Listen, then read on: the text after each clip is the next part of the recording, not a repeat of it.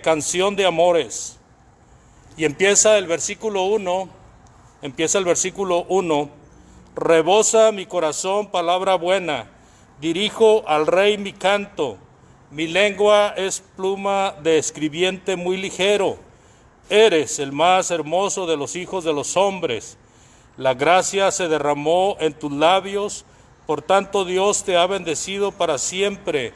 Ciñe tu espada sobre el muslo, oh valiente, con tu gloria y con tu majestad. En tu gloria sé prosperado, cabalga sobre palabra de verdad, de humildad y de justicia, y tu diestra te enseñará cosas terribles. Tus saetas agudas, ¿con qué caerán pueblos debajo de ti? Penetrarán en el corazón de los enemigos del rey. Tu trono, oh Dios, es eterno y para siempre. Cetro de justicia es el cetro de tu reino. Has amado la justicia y aborrecido la maldad. Por tanto te ungió Dios, el Dios tuyo, con óleo de alegría, más que a tus compañeros. Mirra, aloe y casia exhalan todos tus vestidos. Desde palacios de marfil te recrean hijas de reyes, están entre tus ilustres. Está la reina a tu diestra con oro de Ofir. Oye, hija, y mira e inclina tu oído. Olvida tu pueblo y la casa de tu padre, y deseará el rey tu hermosura, e inclínate a él, porque él es tu Señor.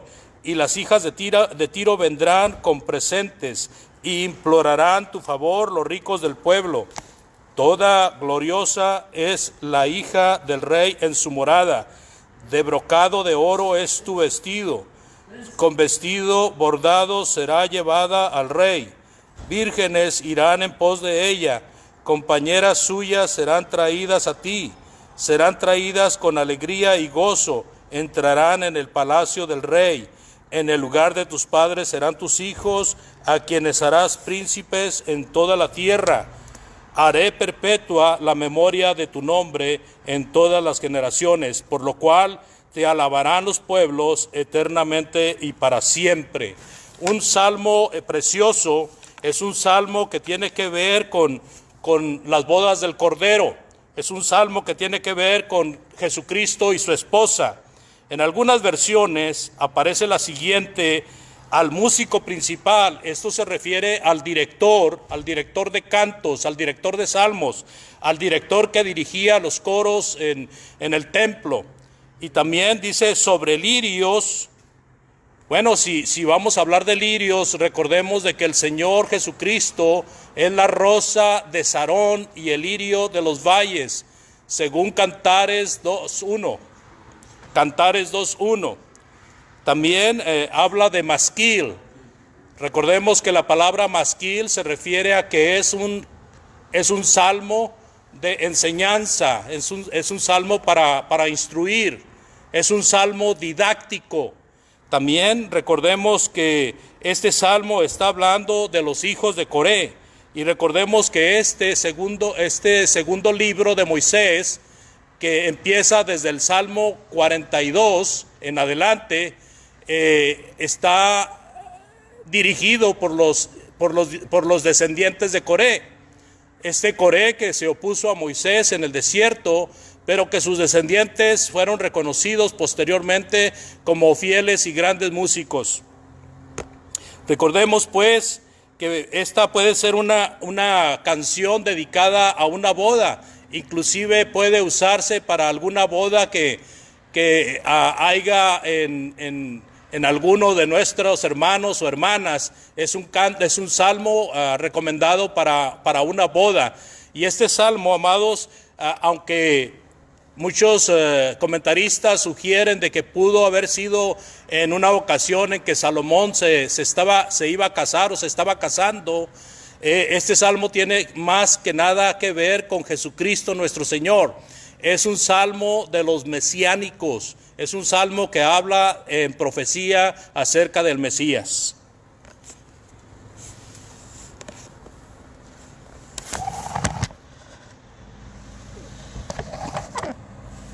Pero repetimos, claramente se puede aplicar a una boda secular, si se hace, ¿verdad?, de una manera correcta. Versículo 1. En el versículo 1 hablamos de acciones del cantor. Mire, en las acciones del cantor, dice ahí el versículo 1, rebosa mi corazón, palabra buena, dirijo al rey mi canto. Mi lengua es pluma de escribiente muy ligero. Bueno, aquí vemos las acciones del cantor, unas acciones muy llamativas y unas acciones que son muy dignas de un poeta. Unas acciones que son muy dignas de personas que les gusta hablar, que tienen la profesión de la oratoria, que les gusta dar discursos, que les gusta dar sermones, estudios. Cuando hablamos aquí en el versículo 1, hablamos de un hombre que está rebosando en su corazón, está lleno, está saciado. Esta es una palabra que se usa en el Salmo 23. Y está rebosando con palabra buena. Cuando podemos nosotros expresar palabras de Dios, es porque estamos llenos de la palabra de Dios. Cuando nosotros tenemos problemas para hablar con una persona acerca de Dios, es porque falta llenarnos, empaparnos de la palabra de Dios, como dice Colosenses capítulo 3, versículo 16. Es un consejo muy bueno, amados, que nosotros nos empapemos de la palabra de Dios. En estos tiempos que estamos pasando, donde hemos tenido mucha participación familiar y hemos convivido, yo creo, un poco más en nuestras casas, es un momento idóneo para aumentar nuestra lectura, para aumentar nuestros estudios, para aumentar el hecho de hablar de la palabra de Dios, y eso indicará que nosotros estamos rebosando de la palabra, como dice este versículo 1. Dirijo al rey mi canto. Bueno, otra acción que hace este cantor es que se dirige, pero esta dirección va hacia el rey. Entonces, nuevamente algunos comentaristas dicen que se refiere al rey Salomón, pero de alguna manera como salmo mesiánico, pues está hablando del Rey de Reyes y Señor de Señores, que es nuestro Señor Jesucristo. Mi lengua es pluma, dice, es pluma de escribiente muy ligero. Bueno, este hombre estaba tan adiestrado, tan ejercitado en las cosas de Dios, que tenía ansia, tenía desesperación de no empezar a hablar. Muchas veces nosotros escribimos algún texto, algún mensaje, o a veces escribimos una carta y nos quedamos pensando, bueno, hubiera sido mejor si se lo hubiera dicho, hubiera sido mejor si le hubiera hablado. Y entonces eso quiere decir que tenemos tanta ansia de que la persona a la que nos dirigimos escuche estas cosas que queremos decirle, que se nos hace más fácil decírselo de palabra que escribírselo, que mandárselo por mensaje. Este es el sentir del salmista, amados. Tenía tantas ganas y tanto gozo de expresar esta canción, estos versos hacia el rey, que decía, mi lengua es pluma de escribiente muy ligero. O sea, tenía fluidez para hablar, era una persona que estaba ejercitada en la oratoria, era una persona que estaba ejercitada en la poesía, amados. Y empieza el versículo 2, hermanos, a hacer una referencia muy personal, pero hacia la persona del rey al que dirige su canto. Y dice el versículo 2, eres el más hermoso de los hijos de los hombres, la gracia se derramó en tus labios, por tanto Dios te ha bendecido para siempre. Fíjense nada más, un cantor dirigiéndose a su rey y diciéndole, eres el más hermoso de los hijos de los hombres. Bueno, si podemos hablar de hermosura, una hermosura verdadera, una hermosura espiritual, una hermosura completa y perfecta, no hay otro, amados, no más que el Señor Jesucristo. Nuestro Señor Jesucristo es hermoso. Aunque si nosotros leemos en Isaías 53 los primeros versículos, vemos que Isaías describe que al Señor se le iba a tener como horrible, como árbol seco, como arbusto seco. Dice que no había hermosura en él, y así le despreciaron los hombres. Entonces, aunque los hombres despreciaron a Jesucristo, lo vieron como un obstáculo para sus planes. No les gustaba que el Señor Jesucristo tuviera tantos seguidores y que estuviera teniendo tanto éxito por hablar del reino de Dios y del Evangelio. Y estos hombres lo veían como un obstáculo, lo veían como algo horrible. Pero el Señor Jesucristo fue hermoso en su parecer, fue hermoso en todo su ser, en todo su ser, en todo lo que hacía. Así de que es una buena forma de que la iglesia, amados hermanos, reconozca a su esposo como el más hermoso de los hombres, como el más hermoso de los esposos. Nosotros como cristianos, al estar reunidos, al ser parte de la iglesia, nosotros somos parte de la esposa de Cristo y tenemos que tener siempre esto en mente. Vamos a leer ahí en Apocalipsis capítulo 19, por favor. Apocalipsis capítulo 19, versículo 9 en adelante dice: y el ángel me dijo, escribe, bienaventurados los que son llamados a la cena de las bodas del Cordero. Y me dijo, estas son palabras verdaderas de Dios. Yo me postré a sus pies para adorarle, y él me dijo, mira, no lo hagas.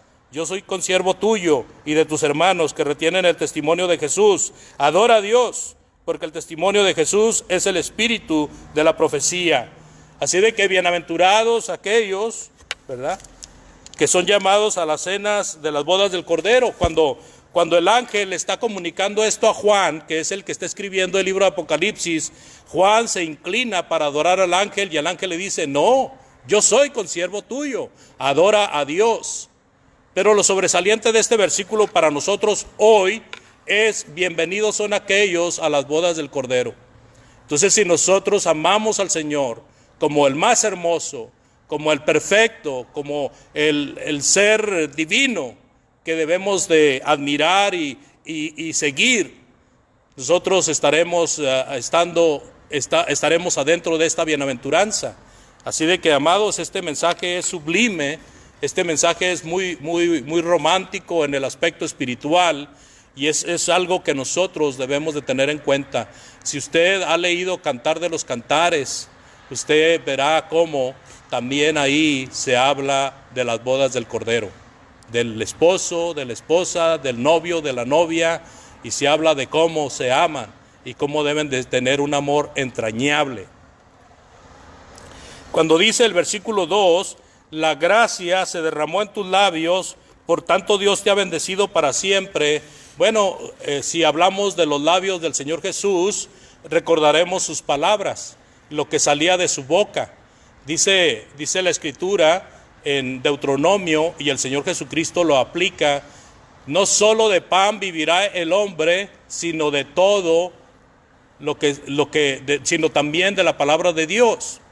Entonces nuestro Señor Jesucristo, cuando hablaba la palabra de Dios, hablaba palabra de salvación, hablaba palabra de gracia, palabra que ayudaba a los que lo escuchaban a entender mejor los misterios que estaban escondidos, los misterios que se estaban empezando a revelar desde el momento en que Jesucristo aparece en escena. Oíste que fue dicho, no adulterarás, pero yo os digo que cualquiera que mira a una mujer para desearla ya adulteró con ella en su corazón. Oíste que fue dicho, no matarás.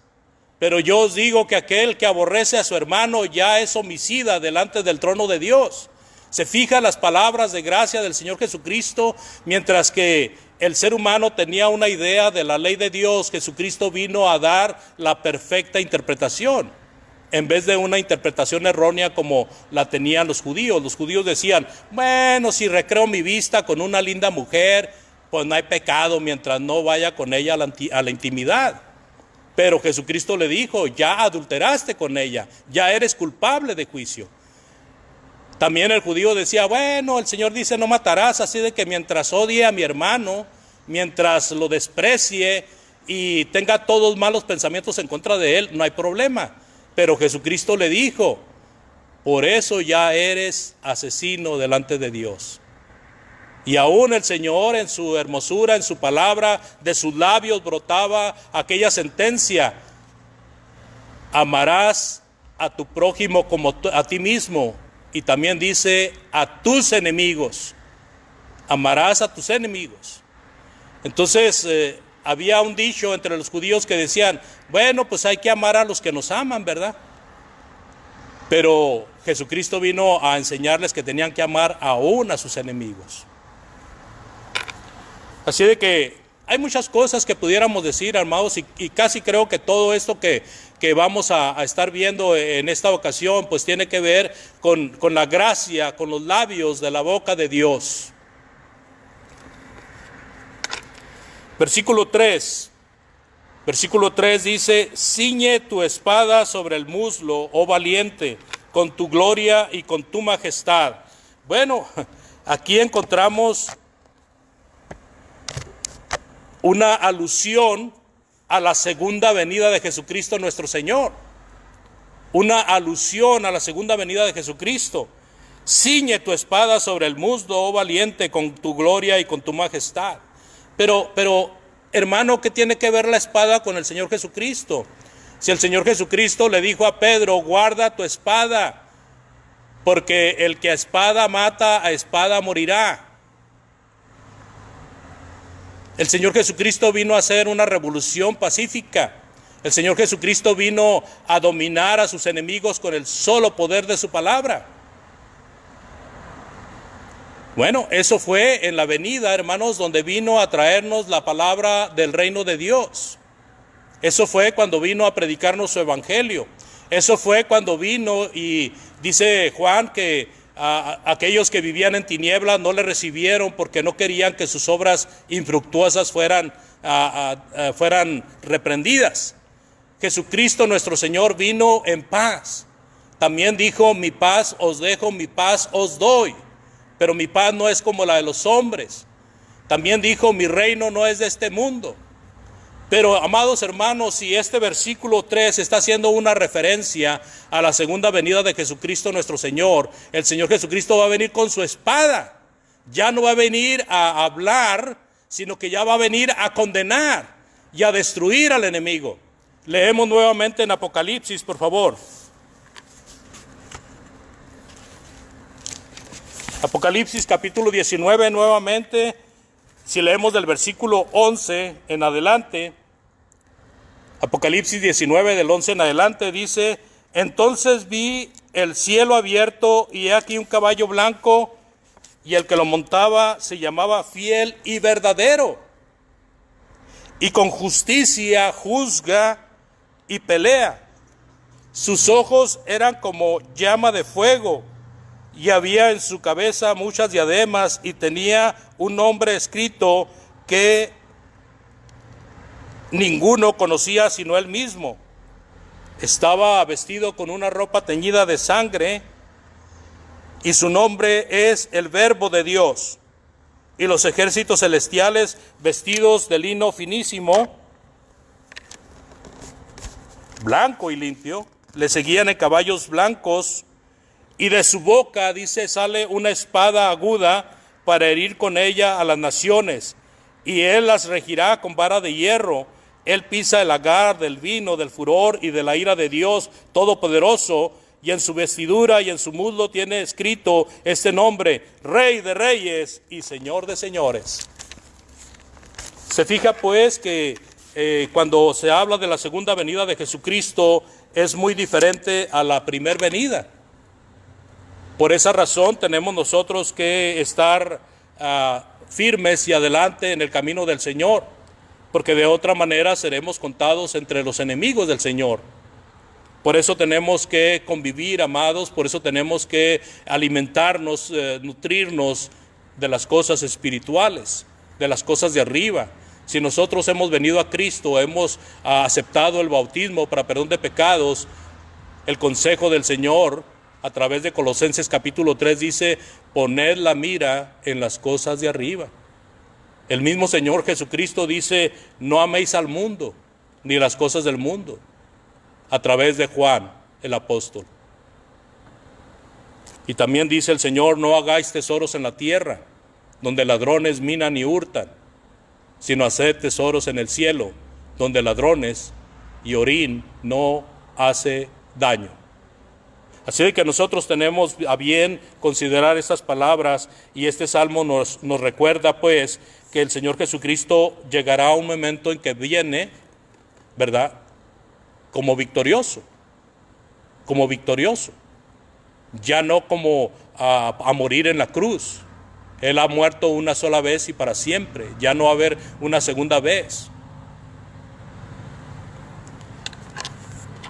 Siguiendo pues, amados hermanos, en la lectura, nosotros debemos de considerar en el versículo 4, en tu gloria sé prosperado, cabalgas sobre palabra de verdad, de humildad y de justicia.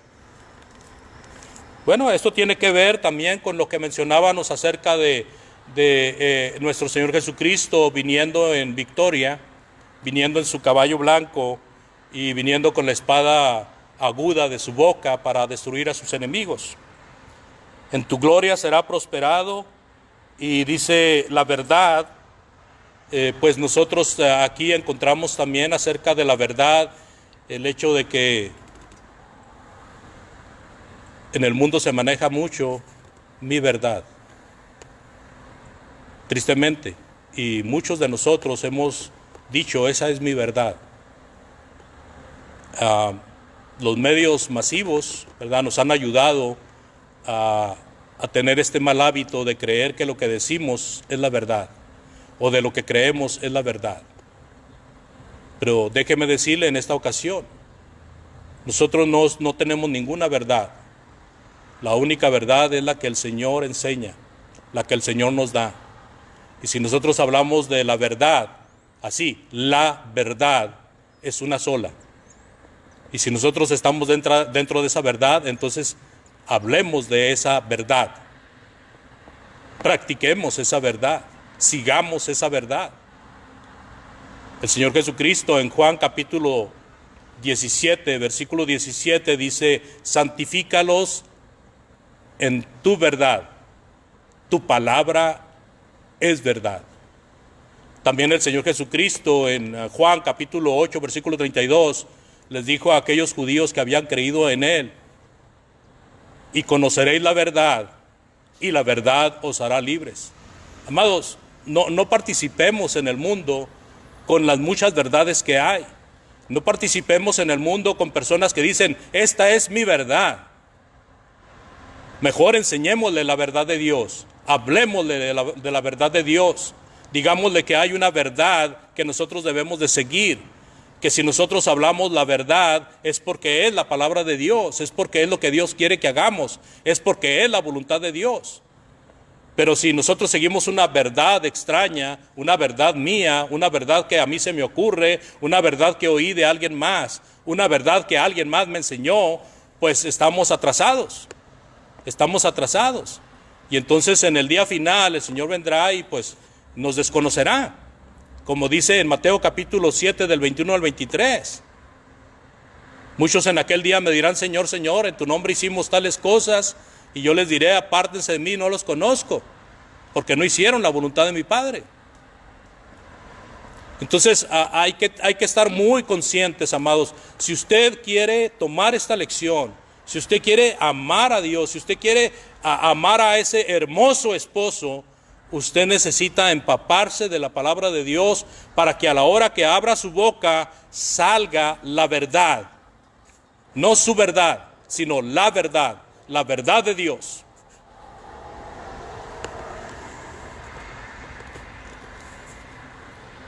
También leemos en el versículo 4 acerca del crecimiento. Dice nuevamente ahí, en tu gloria sé prosperado. La palabra prosperado tiene que ver con el crecimiento, el desarrollo. Nosotros somos llamados a crecer espiritualmente. Cuando leemos de nuestro Señor Jesucristo, se dice que Él crecía en gracia y conocimiento para con Dios y para con los hombres. La palabra conocimiento es muy importante y permítame, por favor, y disculpe que haga tanto énfasis en la verdad de Dios ahora como conocimiento de Dios. El conocimiento es sumamente importante. Si nosotros conocemos, seremos menos temerosos. Cada vez que vamos conociendo más, nos hacemos más valientes, nos hacemos más seguros, nos hacemos menos dudosos, porque sabemos por qué pasan las cosas. ¿Sabe cuánta persona está intimidada todavía hasta estas alturas con el COVID-19? Y es que déjeme decirle que aunque nosotros aquí nos ha pegado fuerte pues hay lugares donde apenas está empezando lo fuerte del COVID-19. Y hay personas que ahorita están atemorizadas, personas que quizás no creían porque estaban oyendo tanto del COVID-19, pero no veían nada cerca de ellos, alrededor de ellos. Y ahora que lo están viviendo, están temblando, están pensando, ¿qué voy a hacer? No puedo trabajar, no puedo salir tanto, o aquí en este lugar me tienen impedido salir a las calles, porque hasta ese grado ha llegado las reglas. Muchos gobernantes en diferentes partes han impuesto la regla de que si alguien es sorprendido en la calle, va para la cárcel o va a recibir una multa. Fíjese hasta dónde. Y también es importante conocer pues que mientras que nosotros no conozcamos de Dios, no tengamos el conocimiento de Dios, somos temerosos a muchas cosas. Y mientras no nos llenemos del conocimiento de Dios, somos tentados, amados, a consultar a los psíquicos, a consultar a los hechiceros, a los brujos, esas prácticas que son de antaño, esas prácticas que posiblemente nuestros padres, nuestros abuelos hacían. Nosotros las queremos seguir ejerciendo por falta de conocimiento. En Oseas 4:6 dice claramente, mi pueblo se perdió porque no tuvo conocimiento, por falta de conocimiento. En el libro de Jueces también dice, y salió otra generación que no conocía a Dios. Y cuando nosotros leemos esta palabra bendita, nos damos cuenta de el deber y la responsabilidad que tenemos de empaparnos de la palabra de Dios para poder ayudar a nuestros hijos, a nuestros nietos. Y si todavía tenemos padres, pues a lo mejor a nuestros padres, a nuestros abuelos, a nuestros sobrinos, a nuestros amigos, a nuestros compañeros, a todos aquellos que están alrededor nuestro. Entonces es muy interesante, amados, empaparnos de la palabra de Dios, llenarnos de conocimiento y practicarlo sobre todo, para que no vayamos a defraudarnos nosotros mismos, a defraudar a los que nos rodean y al último perder la vida eterna. ¿Sabe qué hermoso es cuando alguien le dice a una persona temerosa de Dios, gracias hermano, porque por tu enseñanza, por tu ejemplo, nosotros hemos podido ir muy bien? Gracias a que vemos que hay un ejemplo. Entonces todo esto lo digo para que lo aplique cada uno de ustedes, que seamos ejemplo, todos nosotros, amados, que seamos ejemplo de los demás, para que los demás vean una parte de Dios en nosotros, que sepan que somos amantes de Dios, que somos temerosos de Dios, que Dios tiene todo bajo control, que este COVID-19, bueno, déjeme decirle, a lo mejor Dios está tratando de decirnos algo, enseñarnos algo a través de ello, algo que no hemos aprendido. Es como con la enfermedad, muchas veces estamos saludables y no nos acercamos a Dios, y cuando nos enfermamos decimos, ay Dios, ayúdame. Así muchas veces de una u otra forma Dios nos quiere decir, hey, tienes que hacer arreglos, tienes que hacer algo, tienes que hacer un cambio en tu vida.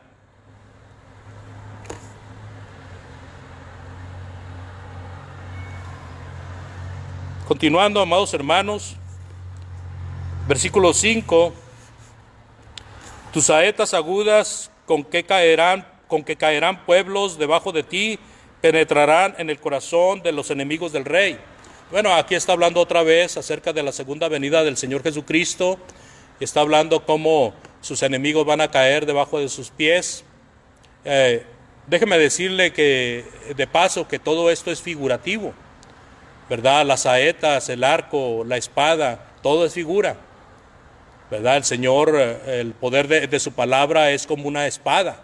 El poder de su palabra es como una saeta, es como un arco que se estira a tal grado de que cuando sale la saeta hace mucho daño. De tal manera, pues, es la palabra de Dios. Entonces, la guerra de Cristo contra sus enemigos no va a ser una guerra carnal, no es una guerra encarnizada, sino que es una guerra espiritual. Y el Señor ya es vencedor, el Señor ya está reinando. El Señor ya está reinando desde el momento en que Él entregó su vida en la cruz, resucitó y la iglesia fue establecida. El reino de Cristo empezó y Él es el rey de ese reino. Es el Señor de esa iglesia, es el esposo. En Efesios capítulo 5, por favor. Efesios capítulo 5 dice, del versículo 25 en adelante, a maridos, amad a sus mujeres, así como Cristo amó a la iglesia y se entregó a sí mismo por ella, para santificarla, habiéndola purificado en el lavamiento del agua por la palabra, a fin de presentársela a sí mismo como una iglesia gloriosa, que no tuviese mancha ni arruga ni cosa semejante, sino que fuese santa y sin mancha. Así también los maridos deben de amar a sus mujeres como a sus mismos cuerpos. El que ama a su mujer a sí mismo se ama, porque nadie aborreció jamás a su propia carne, sino que la sustenta y la cuida, como también Cristo a la iglesia, porque somos miembros de su cuerpo, de su carne y de sus huesos. Por esto dejará el hombre a su padre y a su madre y se unirá a su mujer, y los dos serán una sola carne. Y ahí, en estas palabras de Efesios, encontramos cómo el Señor Jesucristo, a través del apóstol Pablo, está enseñando acerca de lo que debe de hacer el esposo y la esposa en cuanto a su relación marital. El esposo debe de amar a su esposa y la esposa debe de amar a su esposo. Cada uno debe de amarse como si amara a su propio cuerpo, porque ya no son más dos carnes, sino una sola. Y así mismo como el Señor murió y se entregó por la iglesia, así mismo el esposo debe de estar dispuesto a amar y entregarse a muerte por su esposa. Note cómo se intercala el esposo, la esposa secular con el esposo y la esposa de nuestro Señor Jesucristo.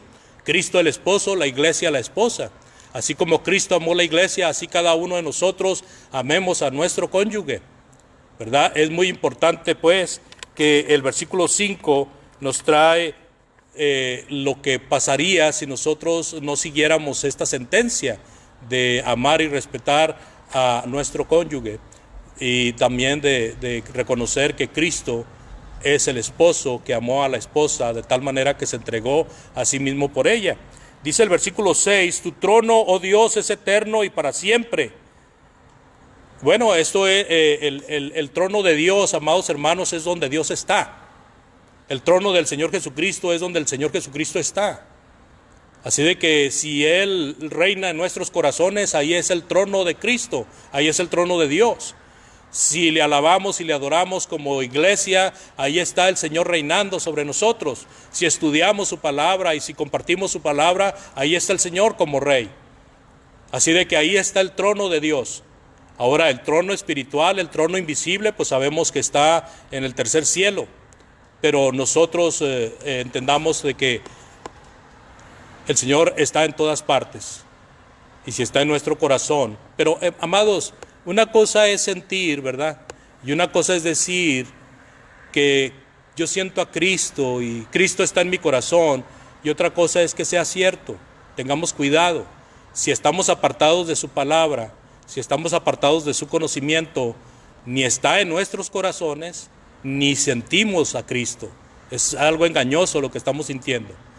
Para que Cristo more en nuestros corazones y para que tengamos un sentir limpio y puro, necesitamos realmente estar ejercitándonos en la palabra de Dios, la verdad, el conocimiento, la voluntad de Dios. Dice el cetro de tu justicia en el versículo 6, también, cuando hablamos de cetro, pues el cetro es una vara que usaban los reyes, las personas de la realeza, una vara que muchas veces era bañada con oro o con plata, y también era una vara que era sumamente adornada, de una forma que había arte en esa vara. Pero también, hermanos, es el símbolo precisamente del poder. Es el símbolo de la realeza, es el símbolo del puesto tan alto que ocupa nuestro Señor Jesucristo. Es un puesto que nadie puede ocupar. Para ser una ilustración, muchos fueron perseguidos en los primeros siglos de esta era, y muchos se rindieron a la persecución, haciendo la voluntad de los hombres, porque era tal la persecución y tal el sufrimiento que pensaban que era el poder supremo. Pero el mensaje a las 7 iglesias de Apocalipsis enseña claramente que aunque haya una persecución y haya un sufrimiento fuerte, pesado, duro, realmente Dios está sobre todas las cosas, es el Todopoderoso. El Señor Jesucristo está a su diestra, están reinando y están controlando todo bajo sus manos. Así de que este cetro significa pues la realeza, el poder de nuestro Dios. Versículo 7, has amado la justicia y aborrecido la maldad. Bueno, en el versículo 7 habla de la justicia otra vez, pero esta justicia es la justicia de Dios, no nuestra justicia, no la justicia de los hombres, sino la justicia de Dios, aquella justicia de la cual el Señor Jesucristo dijo en las bienaventuranzas: bienaventurado aquel que tiene hambre y sed de justicia. Aquella justicia que dice el apóstol Pablo: y vestíos de toda la armadura de Dios, y entre esa armadura está la coraza de justicia. Esa coraza indica que la justicia debe de estar dentro de nosotros, debe de estar en nuestro corazón para poderla ejercer, para poderla practicar.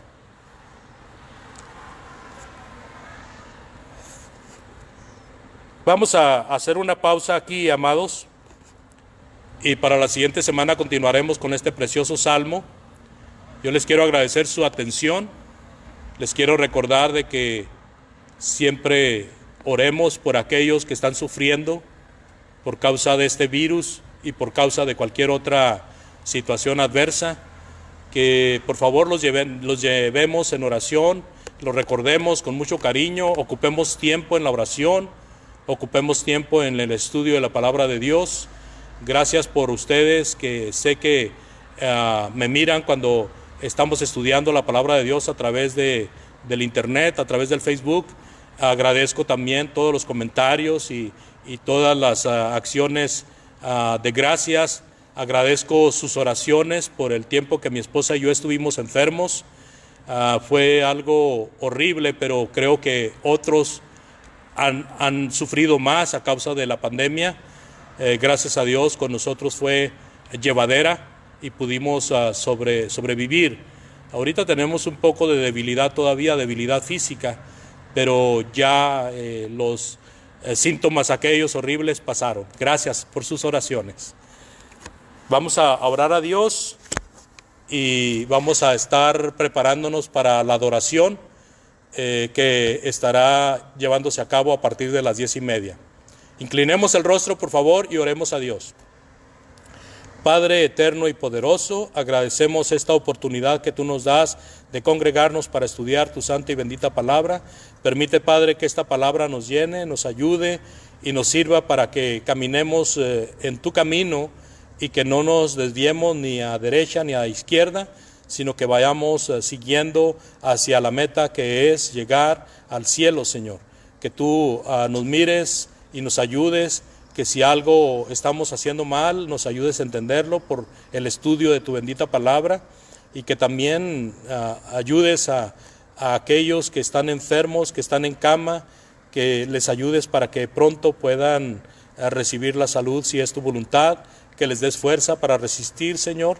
Agradecemos que has ayudado a muchos hermanos y a muchas hermanas, como nuestra hermana Ana, su familia y otros hermanos que han sido también presas del COVID. Rogamos por la hermana Regina, y también, Padre, sabemos que ha habido pérdidas de vidas humanas. Oramos, Padre, por las familias, que les consueles, como en el caso de nuestros hermanos Welsh, que les ayudes en su mente y en su corazón para que reciban pronto consuelo por la pérdida de nuestra hermana. Así, Padre, bendice a los niños, bendice a los jóvenes, bendice a todos aquellos que buscan hacer tu santa voluntad, bendice a todos aquellos que aman y se deleitan en tu palabra. Gracias, Señor, en el bendito y santo nombre de Cristo, nuestro Salvador. Amén.